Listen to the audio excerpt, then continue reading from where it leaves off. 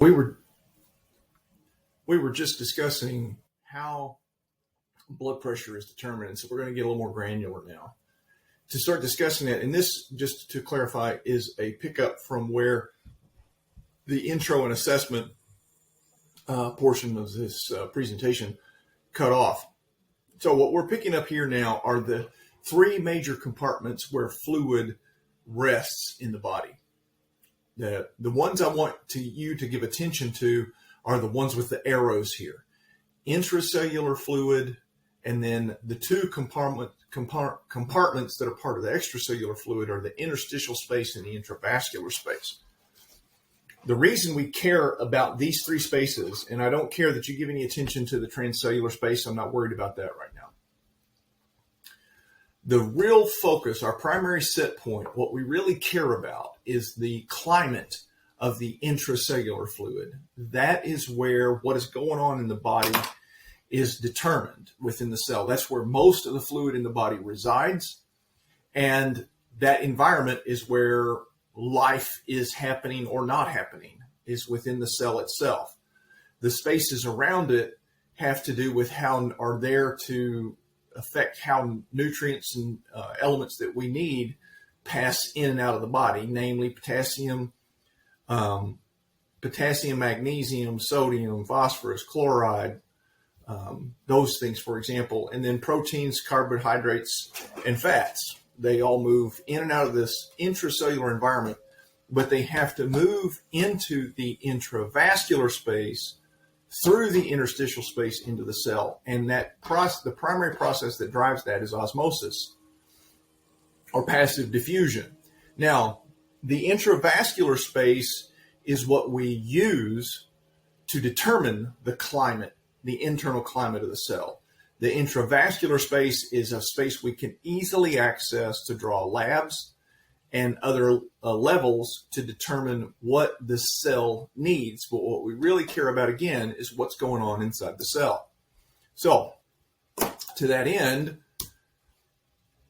we need to understand the structure of the cell and this phospholipid bilayer, which is the cell membrane. All cells are basically a phospholipid bilayer similar to this, where you have a hydrophilic region and a hydrophobic region. The hydrophobic regions are the lipid portion, because fats don't solubilize in water, so they move away from water. They turn toward each other. And the phosphate portion, are the little things that look like balls here, are the hydrophilic. They can solubilize in water, and they can, what this does when turned together like this is it creates a semi-permeable membrane.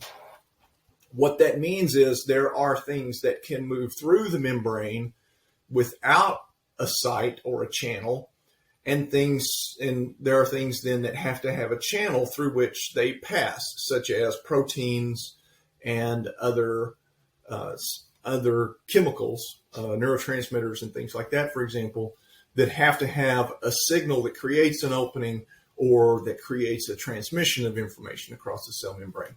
But this semi-permeable membrane allows for fluids to move back and forth, and this is what we're most interested in. Now, as we talk about osmosis, we have to understand two key components, and those are solvents and solutes. Solvents are things like water.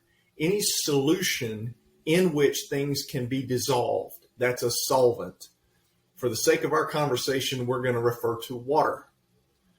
Water fluid moves by osmosis. It moves based on a concentration gradient.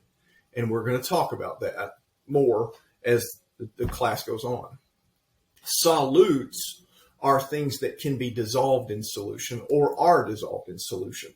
If you have a sodium chloride solution, you have sodium and chloride as your solutes. If you have a potassium chloride solution, then you have potassium and chloride as the solutes. And that potassium chloride solution might be potassium chloride and water, or you may have sodium chloride and potassium dissolve into a sodium chloride solution. So, just to understand, solutes are the things in the solution, and solvents is referred to the solutions themselves. Now, this slide is here to show you both the intracellular concentration of respective electrolytes and extracellular concentration. The reason this slide is here is so you can see, first of all, what the intracellular concentrations are. You can see here that yes, there is a little bit of sodium inside the cell, but there's a lot of potassium inside the cell. And that potassium is the main thing inside the cell. You do not have to remember those ranges for the intracellular concentration. You do need to know the extracellular concentrations, because the extracellular concentrations are the values that you will see when we do a basic or complete metabolic panel. So when you look at a serum sodium, it's going to be in the range of 135 to 145 and potassium 3.5 to 5. What that is, though, is a mirror image of what's inside the cell. So here you can see that sodium is high concentration outside the cell, low inside the cell. Conversely, potassium is low concentration outside the cell in the blood serum, but it is high concentration inside the cell. These two, along with the others, but primarily these two for right now, those electrolytes being at those levels reflect what the condition of the intracellular environment is. So you need to memorize these extracellular concentrations. You need to commit these to memory. Also, you need to memorize these ranges of BUN and creatinine. And as you will recall from class, the BUN and creatinine ranges that I've provided here are emerging of male and female normals from your textbook. I merged them because this is primarily the way you're going to see it presented and the way we're going to converse about it as we move through class. The next item here, anion gap, is a basic math equation, very simple math solution here. It's the difference or the gap between the major positive plasma ions and the negative plasma ions. And this is done on, again, plasma or blood. This is an extracellular component calculation. This is very simply done. We take the positive ion, which is sodium, our primary positive ion, and we take that value. Then we combine chloride, which has a negative charge, and bicarbonate also has a negative charge. The two biggest contributors to the anion gap being chloride and bicarbonate extracellularly. We combine those. The total negatives we subtract from the big positive. And the normal range for this is, this slide needs to be updated. The normal range for this is less than 12. So you can disregard the 12 to 16. The normal range is less than 12. And this has been updated on the presentation that I provided with you guys in class. So very simple. We need to memorize less than 12. And I will show you here how to assemble those values if you were to see them in the hospital and calculate an anion gap. So what you see at the top of the screen is the label for these two respective fishbone diagrams. The one on the left, as you look at the screen, is the fishbone diagram for a basic metabolic panel. And you see the labels. The values will always be in these locations on this fishbone diagram. On the right, you see the basic fishbone diagram for the basic elements in a complete blood count. Not all of them, but just the key elements: hemoglobin, hematocrit, white cells, and red cells. And again, those values will always be in these locations if they are done correctly in the chart.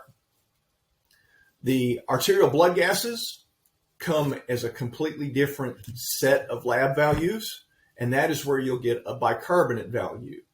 So in this patient example, we have a sodium of 142, a chloride of 103, and a bicarbonate of 27. So here in this square, I have collected those values. Now, to calculate an anion gap, we're going to take that 142 and place it here. Then we're going to take our chloride and bicarbonate and add those values together. Once those values are added, then we will subtract that total from the total sodium concentration, and that leaves, as you see here, a result of 12, and this 12 is our anion gap. Now let's talk about ions and forces and how things move through the body. You may or may not remember this guy, Osmosis Jones. So osmosis generally is defined as a push. I'm not going to get that technical. We're going to talk about fluid movement, not pushing or pulling. It's just a matter of movement. So osmosis, as I mentioned earlier, is movement of water across a semi-permeable membrane, and that semi-permeable membrane allows water to move based on a concentration gradient. There's a difference in solutes on one side of the membrane versus the other. This creates a passive pressure or an osmotic pressure. So that is what drives osmosis, is that concentration gradient that causes fluid to shift from one side to the other. This is a passive act. There's no energy required in this. And this is getting at the key element we need to know as we talk about fluids in the body, and that is its tonicity or osmolarity. Now, an important thing to understand is in order to call something hypertonic or hypotonic, hyperosmolar or hypoosmolar, you have to have a set point. You have to have a reference point. And that reference point is the internal intracellular osmotic level, the intracellular osmolarity. Now, we're going to look at plasma osmolarity in order to try to understand the intracellular osmolarity. The intracellular is what we really care about, but it's hard to get into every cell. So we use plasma osmolarity, serum osmolarity, in order to have an idea of where and how fluid is going to move. This slide shows you simply the relationship between the cell, the interstitial space where it says external fluid, and blood in veins or capillaries. And you can see the arrows showing you there how, based on osmolarity, fluid can move into or out of the external fluid or the interstitial space from the blood, and also into or out of the cell based on the osmolarity in the cell and the interstitial space. Osmolarity being the key connector. There are a few tests we use that illustrate osmolarity or help us paint the picture of osmolarity, and that is urine-specific gravity. The higher a urine-specific gravity, the more concentrated that urine is, which points to perhaps an elevated osmolarity. Blood urea nitrogen and creatinine also point to and suggest what could be an increase in osmolarity. Hematocrit is a percentage, we'll talk about this in a moment, of the red blood cells in a sample of blood, and that percentage can indicate whether someone is dehydrated or fluid overloaded. And then also urine sodium, which is a reflection of how much sodium is in the urine, which gives an idea of how dilute the urine is that's being excreted. Urine-specific gravity is exactly what it sounds like. It's measuring the weight or the effect of gravity on solutes in urine. So urine, yes, is composed of water, yes, but you know from looking at its color and seeing that it can be yellow, it can be brown, it can be very dark. Those colors reflect the solutes in the fluid. Normal is 1.01 to 1.025. Dilute urine would be lower than this. So a specific gravity of 1 is dilute urine. And if it's greater than 1.025, so if it were 1.1, for example, that's a high or concentrated urine specific gravity, which means it has more solutes in it. This can be an indication to whether the patient is adequately hydrated, although there are times in certain conditions where this can be misleading, and we'll talk about those as they arise. We have also discussed that in class. So if you're watching this after class, you'll recall where we discussed things that can affect the urine osmolarity. Blood urea nitrogen is a measurement of urea, a waste product from metabolizing proteins. The normal range is 8 to 20. An increased BUN means there's more urea that is being retained, and a decreased BUN is a clearance of urea. There are things that can affect urea in the bloodstream. Liver function, the metabolism of proteins, the breakdown of proteins in the body, those things can change blood urea nitrogen.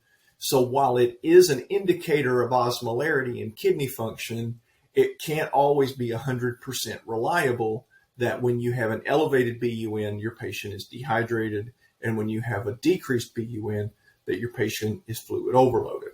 And we'll pull all of this together later. Creatinine is a measurement of muscle metabolism. Creatinine is a byproduct of the muscle breakdown, which we have muscle breakdown at a fairly consistent rate from day to day. So creatinine typically in the body doesn't vacillate much like BUN can based on what we consume in our activity. So creatinine is a fairly consistent byproduct, and it is solely excreted by the kidney. There's not another way that creatinine gets out of the body. That being the case, that makes creatinine a better assessment of kidney function, although it may not, just because the creatinine is high doesn't mean the patient is dehydrated. You can see now how I've said that with almost every test so far. These tests alone by themselves are not necessarily good indicators of whether a patient is dehydrated or not. They are indicators, but they may not be reliable as such. Creatinine is, however, the best indicator of kidney function. Hematocrit, as I mentioned just a moment ago, is a measurement of the percentage of how much of our blood specimen the red blood cells occupy. So if you take a specimen of 3 milliliters of blood and you put that in a centrifuge in the lab and spin it down, you're going to get a tube that has a clump of red blood cells at the bottom. That clump of red blood cells, if it occupies half the tube or 1.5 mils of this 3 mil tube, then your hematocrit in that tube would be 50%. Because the red blood cells are half of the volume of the fluid in that tube. So you can see now, hopefully with that illustration, you could see where if the fluid in the tube were reduced, if there were only 2 mils of fluid in that tube, and you still had 1.5 milliliters of red blood cells, then your hematocrit is going to be 75% because it occupies almost all of the volume of that tube. So it can be an indicator about hydration, but again, not always perfect because other things can affect hematocrit. As we start now to get an idea of solutes that are in the bloodstream, ways that we can measure the osmolarity or try to understand the osmolarity of a person, we need to start with a reference back to our set point, as I mentioned earlier. Osmolarity is approximately 300 milliosmoles in the human body. That is approximately normal osmolarity. So any solution that matches that in its constant or gets close to it in its concentration of solutes is going to be considered isotonic or isoosmolar. It has iso meaning same, is a prefix that means same. That will mean that the fluid that's in the body and the fluid that we have in a bag or whatever we have has a very comparable osmolarity to what's in the bloodstream. A good example of this is 0.9% sodium chloride, or what we refer to as normal saline. It is considered an isotonic solution. And here in this example, you see what represents two chambers separated by a semi-permeable membrane. And in this illustration, you will note that there is equal a volume of fluid, equal number of solutes represented by the little circles on both sides, and there's not any indication of fluid movement in this particular slide. And if there is movement, it is equal. So it is just moving equally, maintaining isotonic status in that tube. Now, when we talk about hyper and hypo, again, that's in reference to what is the normal intracellular osmolarity. So for a solution to be a hypotonic solution, the solution itself has to have an osmolarity that is less than what is in the intracellular space. That change is going to cause fluid to be moved. You see a reference here, pushed and pulled. We're just talking about fluid movement. In the picture, you see a vascular space that has the fluid is the same, but in the vascular space, there are only 3 circles. However, if you look in the intracellular space, that has multiple little circles. In fact, there are 9 there. So there's 3 times the number of solutes in the intracellular space as in the intravascular space. The vascular space here is representing a hypotonic solution. And you can see that that hypotonic solution, since it has fewer solutes, is going to want to move fluid into the intracellular space so that the space between the solutes ends up being the same.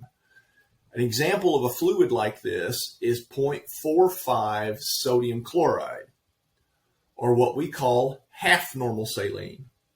You can see its osmolarity is 154, which is approximately half of the osmolarity of sodium chloride, approximately 300. So you can see here the illustration of a hypotonic solution, or what we might call a hypoosmolar. When we put that solution in the vascular space, fluid is then going to move into the intracellular space until the concentration of ions is balanced across that membrane. Hypertonic solutions, just the opposite. So this is a solution that has more solutes in it than that of the fluid inside the cell. So in this case, you can see in the bottom depiction, there's 8 solutes on the left-hand side of our semi-permeable membrane, and there's 4 solutes on the right. That means that this vascular space is more concentrated. When that's the case, fluid wants to move to the area of higher concentration. So fluid is going to come from the cell into the vascular space until it's equal. And a good example of this is 3% sodium chloride. That is a hypertonic solution. And you see its osmolarity here is approximately 900 milliosmoles. Since it's 3% sodium chloride, it's 3 times the osmolarity of normal saline. There are some other forces that are active within the human body, and we're going to talk about these very briefly right now. The one you need to be familiar with from this slide, well, a couple here. Oncotic pressure is an osmotic force, but Osmosis primarily in the body refers to movement based on electrolytes. Oncotic pressure is an osmotic force that's created by protein, namely albumin. Now, regular serum protein will also have this effect, but for now, you can focus your attention. When you hear oncotic pressure, you should be thinking about the effect of albumin. We're going to talk more about this when we get into fluids in the next lecture. Filtration is a passive action. There's no energy required. This is best illustrated by a drip coffee maker. A drip coffee maker has a filter, and that filter has pores in it that allows water to pass through, but prevents your coffee grounds from falling through. So the pore of the filter determines what goes into the solution. The only energy that goes into this is hydrostatic pressure. It is the pressure of fluid and gravity. So the only thing that's creating that is the fact that we're on the planet Earth and we put fluid in a space where it can run through. So gravity is creates the hydrostatic pressure, hydro because it's water and the force of gravity on water that drives the solutes to pass through based on how big the pore of the filter is. There are occasions where this is relevant, and I'll call those out when you need to know them. Active transport is the other force that you need to be very familiar with, because active transport primarily refers to ion movement and it requires energy. So this slide is a representation of active transport. A good way to remember this: active A, trans T, P, port, ATP. So you have to have energy, ATP, in order to make active transport happen. If you either flip back, rewind back, or look at your notes and see the intracellular concentration of sodium and potassium and the extracellular concentration of sodium and potassium, you'll notice that there's a difference. There's a lot of potassium inside the cell and a little bit outside, and the opposite with sodium. In order for that to happen, there's got to be some energy that's causing that to happen. Otherwise, those solutes would be equal on both sides. Active transport is what maintains that concentration gradient for sodium and potassium, and it requires energy. So you need to be familiar with that, because the active transport system is primarily responsible for driving depolarization of muscle, neuron, and all other tissues that respond to some kind of stimulus and transmit a signal. In the next presentation, we will discuss fluids. So we're going to stop this recording here, and we will pick up with fluids in the next presentation.